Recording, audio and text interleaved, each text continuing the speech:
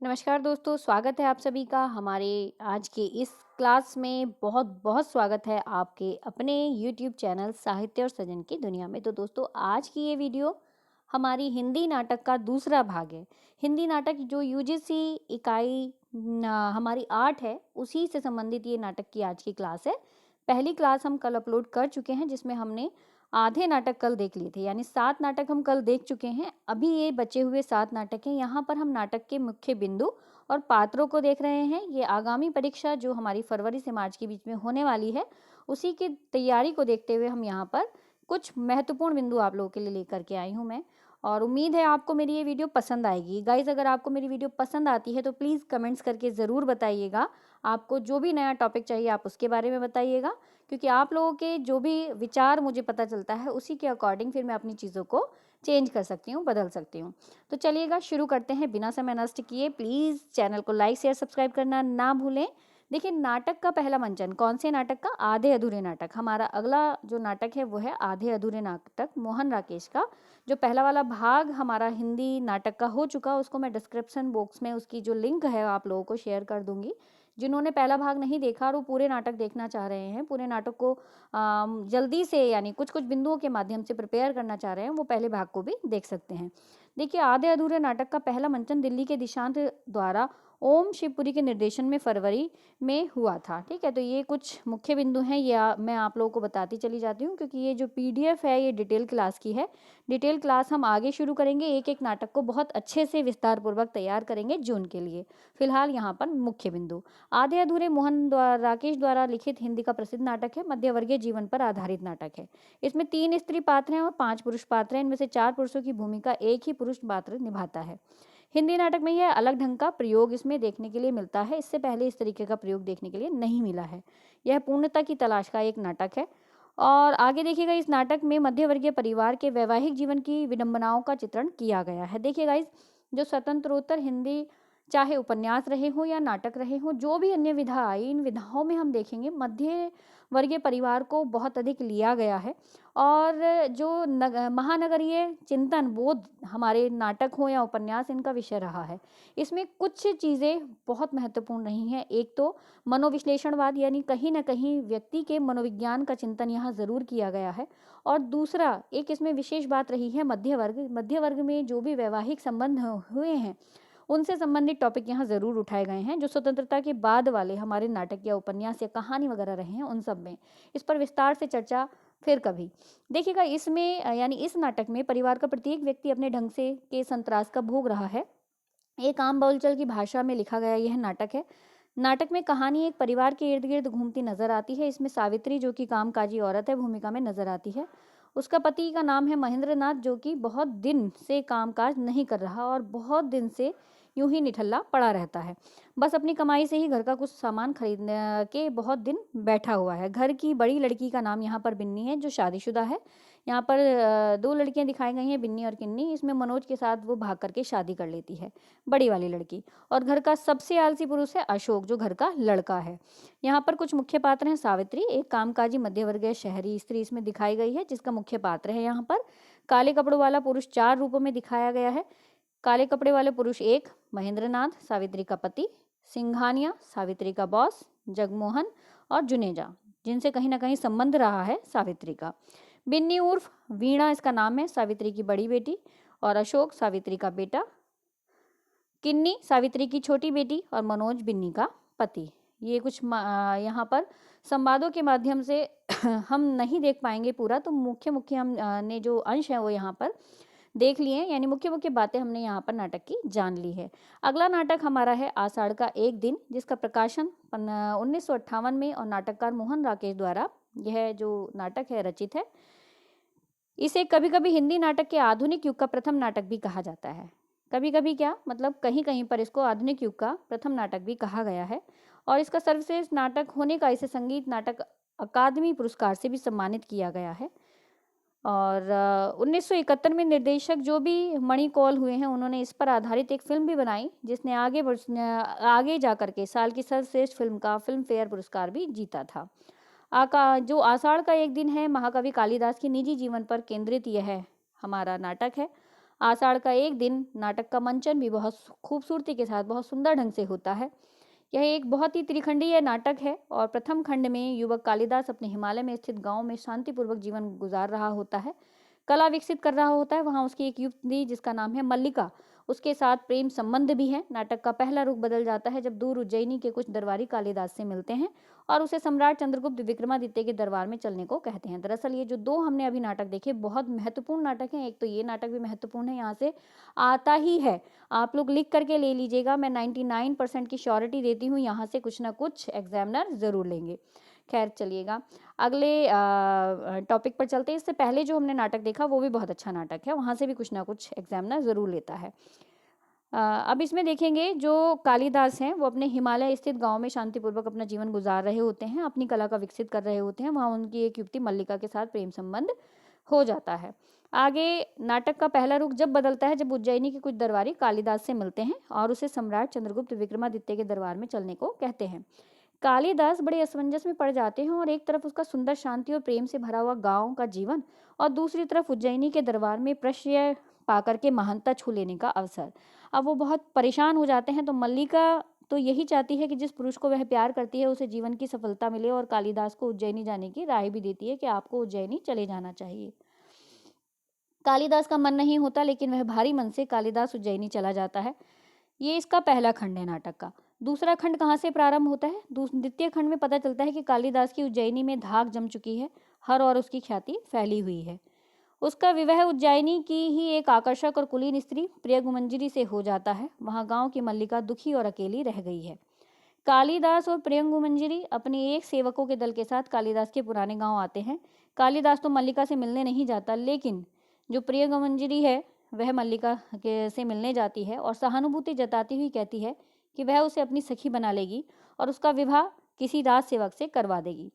मल्लिका ऐसी सहायता से साफ इनकार कर देती है और नाटक के तीसरे खंड को हम देखते हैं। तीसरे खंड में कालिदास गांव में अकेले ही आकर के धमकता है और मल्लिका तक खबर पहुंचती है कालिदास को कश्मीर का राज्यपाल बना दिया गया था, लेकिन वह सब कुछ त्याग के आ गया है। निसहाय मल्लिका की शादी विलोम से हो चुकी है और उसकी एक छोटी सी बेटी है। कालिदास मल्लिका से मिलने आता है लेकिन मल्लिका के जीवन की सच्चाई को देख करके पूरी तरह निराश होकर के चला जाता है। नाटक इसी जगह पर समाप्ति पर पहुंच जाता है। अब नाटक के कुछ हम महत्वपूर्ण पात्र देख लेते हैं। दरअसल इतना समय नहीं है, नहीं तो आप लोगों के साथ इसके संवादियों में ज़रूर यहाँ पर आप लोगों के साथ साझा करती। देखिए इसके मुख्य पात्रों को देखें तो मल्लिका जो नाटक की नायिका है, कालिदास की एक निष्ठ प्रेमिका है। कालिदास जो कि ऐतिहासिक पुरुष है, नाटक का नायक है, प्रसिद्ध संस्कृत साहित्यकार है। तीसरा है विलोम जो कि कालिदास का प्रतिद्वंदी पात्र इसमें दिखाया गया है। चौथा है अंबिका, मल्लिका की माता। पांचवा है प्रियंगुमंजरी जो कि उज्जैनी की राजकन्या है और कालिदास की पत्नी है। मातुल कालिदास का मामा है। दंतुल एक राजपुरुष इसमें दिखाया गया है। कुछ इसमें गौण पात्र भी हैं जिनमें है निक्षेप, कालिदास और मल्लिका का शुभचिंतक है और इसमें अनुनासिक और अनुस्वार जो हैं ये भी हैं उज्जैनी के राजकर्मी। रंगनी संगणी ये शोध छात्रा इसमें दिखाई गई हैं, कवि कालिदास के जीवन पर शोध कर रही हैं। तो ये हमारा आषाढ़ का एक दिन हुआ। अगला हमारा यहाँ पर नाटक है आगरा बाजार अबीब तनवीर का। बहुत महत्वपूर्ण ये दरअसल नाटक हैं जो स्वतंत्रोत्तर नाटक लगे हुए हैं, सारे के सारे बहुत महत्वपूर्ण नाटक हैं। आगरा बाजार भी अपने आप में एक अलग स्थान रखता है नाटकों में। दरअसल ये जो आगरा बाजार है 1954 में हबीब तनवीर द्वारा लिखा जाने वाला हिंदी रंगमंच का नए मुहावरे की एक प्रबंध हुआ और न तो पूरी तरह से भारतीय शास्त्रीय नाट्य परंपरा से निर्मित था और न ही पाश्चात्य परंपरा से, यानी थोड़ा सा डिफरेंट है, थोड़ा सा अलग तरीके का ये नाटक है, अलग कैटेगरी का नाटक है। इस नाटक में हम देखेंगे आगरा बाजार इस परंपरा की पहली कड़ी के रूप में हमारे सामने आता है। आगरा बाजार का सबसे पहला मंचन कहाँ पर हुआ था? दरअसल इसका पहला मंचन 14 मार्च 1954 को जामिया मिलिया इस्लामिया के आर्ट डिपार्टमेंट के खुले मंच पर हुआ था। 14 मार्च 1954 में यह नाटक केवल अपनी एक मूल स्थापना में जनतांत्रिक है, मतलब न केवल अपनी मूल स्थापना में जनतांत्रिक है, अपनी रंग चेतना में भी सामाजिक सरोकार से जुड़ा हुआ नाटक ये देखा जा सकता है। अगर हम इसके कथानक की बात करें तो इसका कथानक सुंदर अंचल की सामाजिक, सांस्कृतिक, राजनीतिक और आर्थिक क्रियाकलापों पर आधारित है। हबीब साहब एक ऐसे ककड़ी बेचने वाले के इर्द गिर्द पूरे नाटक का वातावरण रचते हैं जिसकी ककड़ी कोई नहीं खरीदता। अनेक प्रयत्न के बाद वह नज़ीर की लिखी कविता का सहारा लेते हैं और अंततः उसके माध्यम से उसकी ककड़ियाँ बिकने लगती हैं। हबीब के इस नाटक के केंद्र में आम आदमी को पूरी त्रासदी के साथ उपस्थित करते हैं। यह नाटक केवल एक कवि और उसकी कुछ कविताओं तक ही सीमित नहीं है। इसमें नज़ीर की जो कविताएं हबीब ने लिखी हैं वह सामान्य तौर पर नैतिक मूल्यों से ओतप्रोत होकर के नाटक के केंद्र में आम आदमी की परिस्थिति का ही विवरण प्रस्तुत करती हैं। जीवन एक बाजार है जहाँ मनुष्य खरीदता बेचता है। जब वक्त बुरा होता है तो निम्न वर्ग आपस में लड़ता झगड़ता है, जो कि यहाँ देखा गया है। उच्च वर्ग में भी इसी प्रकार की व्यावसायिक बुद्धि दिखाई गई है। वैश्यालय में भी अपनी धाक जमाने के लिए खरीद फरोख्त होती है। बेनज़ीर का ध्यान आकर्षित करने के लिए पुलिस वाले उसके सबसे सफल ग्राहक को खोमचे वालों के बीच झगड़ा कराने के आरोप में गिरफ्तार कर लेता है। लेकिन ऊंच या नीच, उदार या क्षुद्र, सभी आदमी ही हैं। यह इस नाटक का एक मूल मंत्र भी दिखाया गया है। अब इसमें कुछ पात्रों की अगर बात करते हैं तो पात्रों में पहला फकीर, दूसरा फकीर, ककड़ी वाला, कुछ एक नाम से एक विशेष पात्र यहाँ नहीं है, लेकिन ये सभी पात्र अपने आप में विशेष हैं। तरबूज वाला, लड्डू वाला, पतंग वाला, किताब का ग्राहक, मदारी, शायर, बर्फ वाला, पतंग का ग्राहक, घोड़े का सौदागर, रीछ वाला, अजनबी, लड़का, लड़की, दर्जी, इस तरीके के पात्र यहाँ देखने के लिए मिलते हैं। इसलिए हबीब नाटक के अंत में सभी व्यक्तियों के समानता और आदमी नामा के माध्यम से जो है व्यक्त करते हैं कि दुनिया में बादशाह हैं सो वह भी आदमी, और मुफलिसे गदा है सो वह भी आदमी, काला भी आदमी है, उल्टा है ज्यों तवा, और गोरा भी आदमी है कि टुकड़ा सा चांद का, बस शक्लो बदनुमा है सो है वह भी आदमी। तो इस तरीके से इस नाटक का हमारा अंत होता है, यानी नाटक को हम यहाँ पर कुछ शब्दों में अपने खत्म कर लेते हैं। अगले नाटक की तरफ बढ़ते हैं। बकरी जो है वो सर्वेश्वर दयाल सक्सेना का नाटक है। बहुत महत्वपूर्ण नाटकों में से ये भी एक महत्वपूर्ण नाटक है। तीसरे सप्तक के कवि जो सर्वेश्वर दयाल सक्सेना जी हैं, यह सर्वाधिक प्रचलित नाटक है उनका। इसका रचनाकाल की बात करें तो 1974 इसका रचनाकाल है। नाट्य रंगमंच की तरफ अगर इसको देखते हैं तो 13 जुलाई 1974 को त्रिवेणी कला संगम नई दिल्ली के उद्यान की रंगशाला में इस नाटक की प्रथम प्रस्तुति हुई थी। ये पूछा जा सकता है सवाल, वहां मैं अंडरलाइन कर रही हूँ। इस नाटक की प्रेरणा इब्राहिम अलका से मिली थी। इसका लगभग सभी भाषाओं में अनुवाद और मंचन हो चुका है। यह नाटक 2 अंकों में विभाजित है। प्रत्येक अंक 3-3 दृश्यों का है। ये नाटक कितने अंक का है, कितने दृश्य हैं, ये पूछे जाने वाला सवाल है कि 2 अंकों का है और 3-3 दृश्य हैं। इसी तरह से हर एक नाटक जो जितने दृश्य का है, जितने अंक का है, वो पूछा जा सकता है। यह नाटक प्रगतिशील जनवादी चेतना युक्त नाटक है। 7वें दशक में रंगमंच में लोक तत्वों को लेकर के लिखे गए नाटकों में से सबसे सफल और चर्चित नाटक रहा बकरी।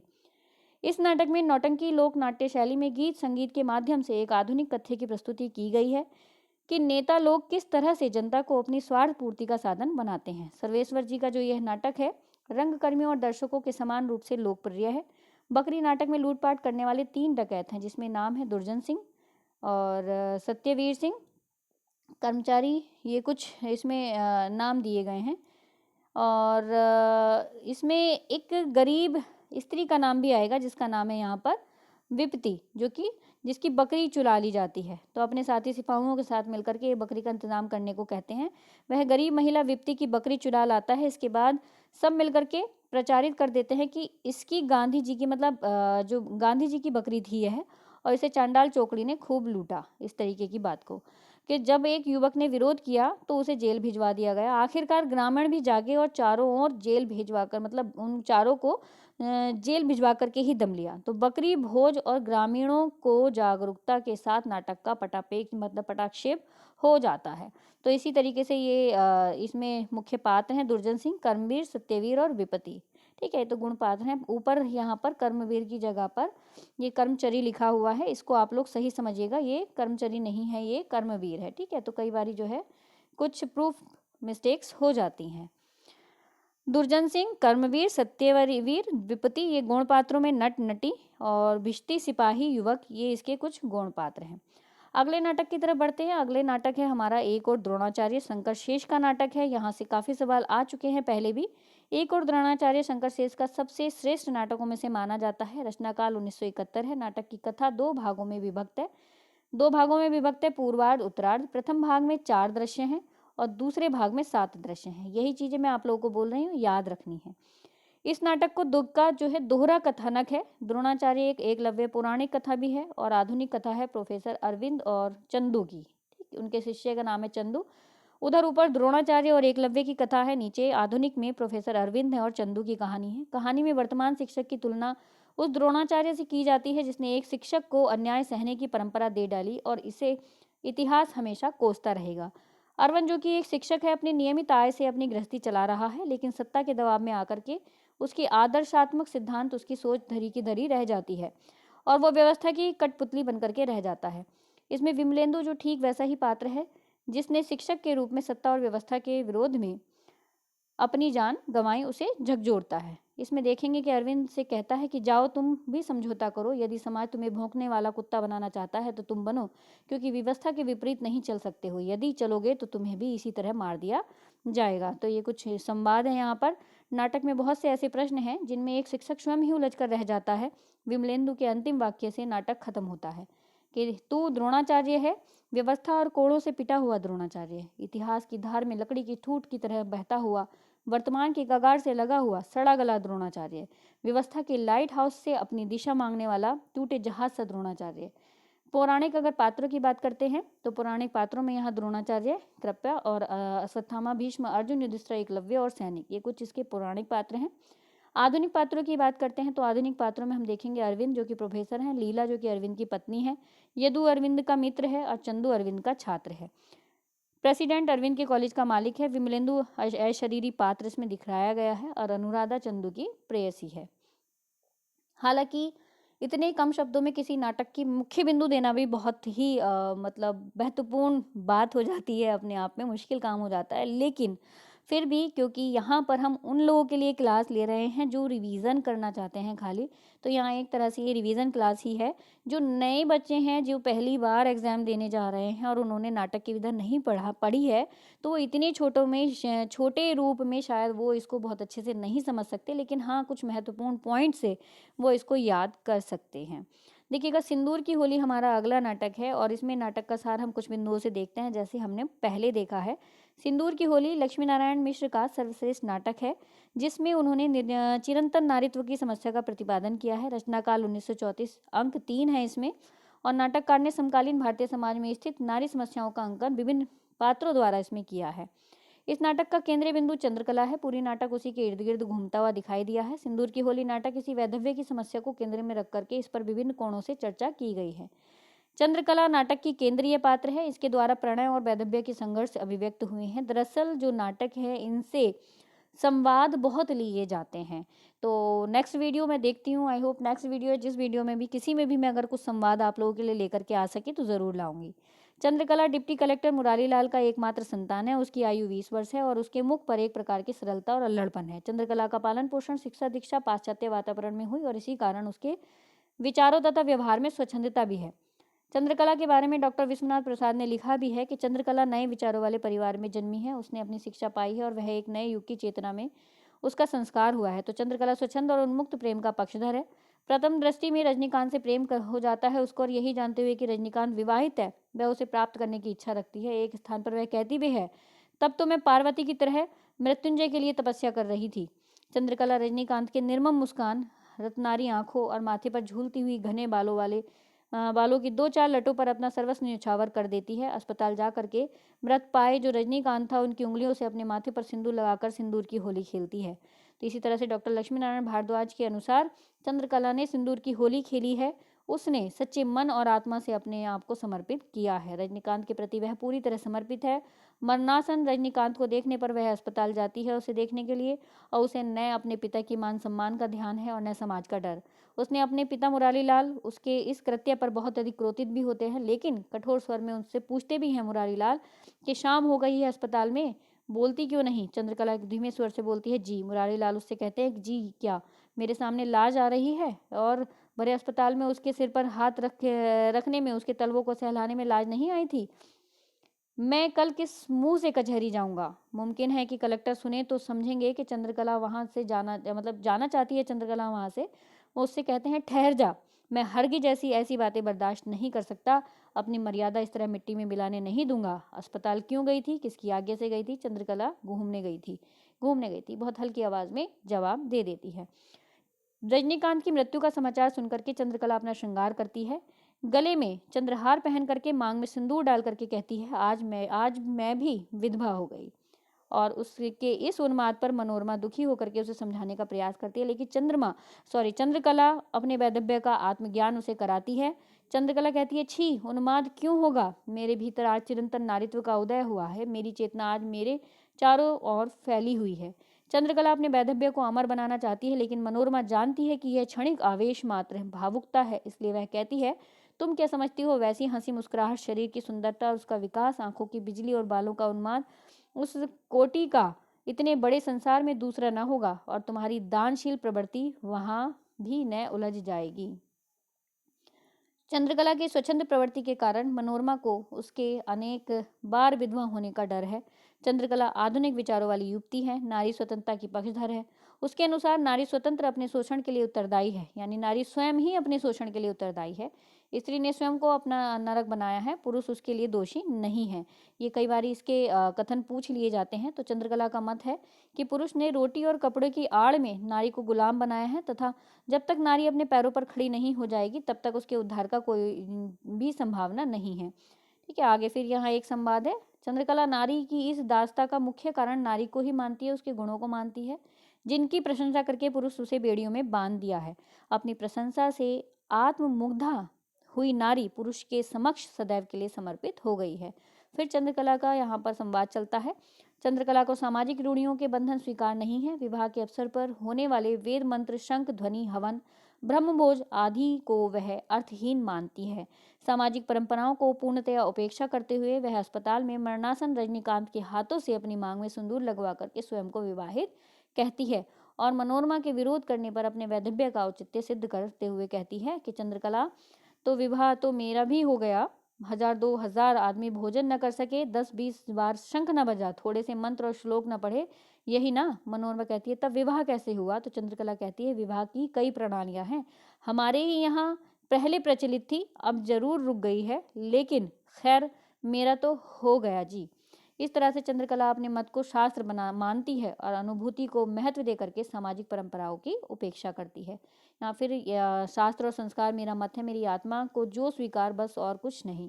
इस तरह से मनोरमा और चंद्रकला के बीच ये कुछ भावुकतापूर्ण बातें चल रही हैं, संवाद चल रहा है, और ये नाटक इसी पर समाप्त हो जाता है। इसके अगर मुख्य पात्रों को हम देखें तो इसके मुख्य पात्रों में मुरारी लाल है, जो कि डिप्टी कलेक्टर हैं। चंद्रकला मुरारी लाल की बेटी है। मनोरमा 10 वर्ष अवस्था में विधवा हो चुकी थी और इस समय चंद्रकला की सखी सहेली है। और मनोज शंकर इसमें मुरारी लाल के मित्र का लड़का है।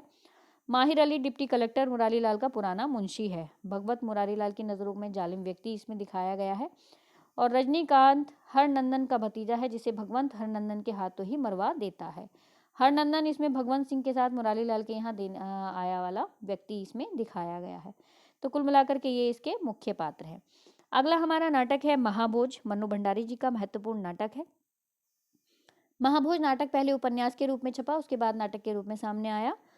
इसका जो काल है 1977 है, और बाद में इस नाटक के मूल भारत की आज़ादी के सपनों में मोहभंग और देश की तत्कालीन स्थिति का चित्रण हुआ। इमरजेंसी के बाद की स्थिति, सरोहा गांव में वीरसर की हत्या के उपरांत सरोहा में होने वाले चुनाव और राजनीतिक स्वार्थपरता की कहानी ये दिखाई गई है।